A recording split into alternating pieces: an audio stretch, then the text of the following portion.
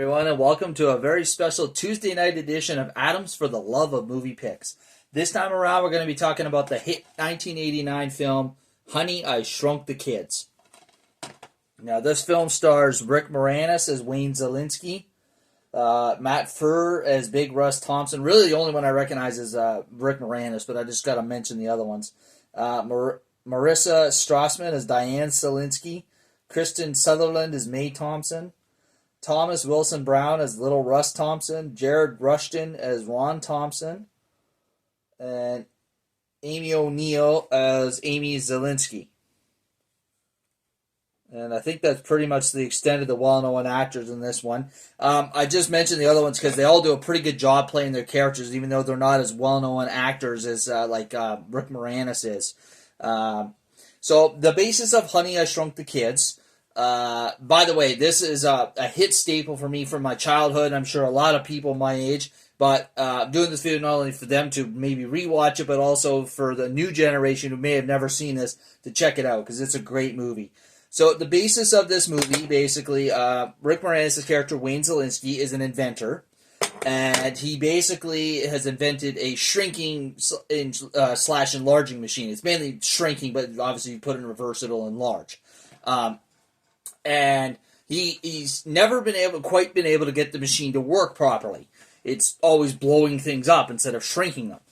Well, one day, while he's out of the house, and it's just his two kids there, Amy and Nick, the two neighbor kids, Russ and Ron, mostly Ron. Ron's playing baseball in the backyard, and he hits a ball through the attic window where Wayne does all of his inventing and where his invention is. Now, when it goes through the window, it accidentally activates the machine, but it also, in a way, makes it work properly. So the kids, Ron and Nick, when they go upstairs to get the baseball, not knowing the machine is on, they walk in and the machine shrinks them. And then Amy and Russ go up to, figure out where they went, and they get shrunk. So they're all shrunk, really itty bitty tiny, like little insects in the basement, in the attic, I should say. And then Wayne comes home and doesn't know that the machine has worked. It's actually turned itself off, and nothing looks out of the ordinary. He gets mad, thinks the machine, because he just come from the conference where he had been shot down. His invention, he'd been criticized, ridiculed. No one believes it's real, it'll work. So he smashes the machine, because he's mad at it, not realizing it just worked. And in doing so, he scatters little pieces of the machine all over. So as he's cleaning it up, he accidentally sweeps his kids into the garbage. And he takes the garbage out to the other side of his backyard. I guess there's like an alleyway or whatever where they pick up the garbage.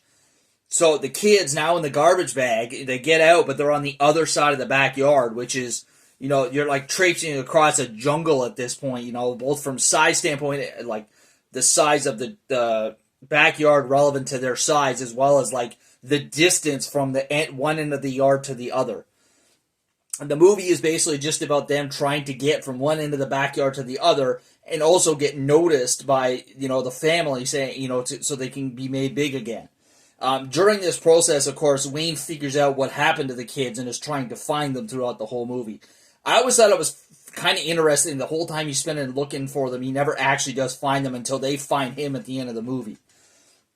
But, one of the things I really like about this movie now is 1989, CGC was just becoming a thing, so they could have gone with it. But I like, there is some animated stuff in this, but mostly, from what it looks like, a lot of the stuff is practical effects. They built stuff, average size, but made it look like a big version of, like, something else, like a blade of grass or a Lego block.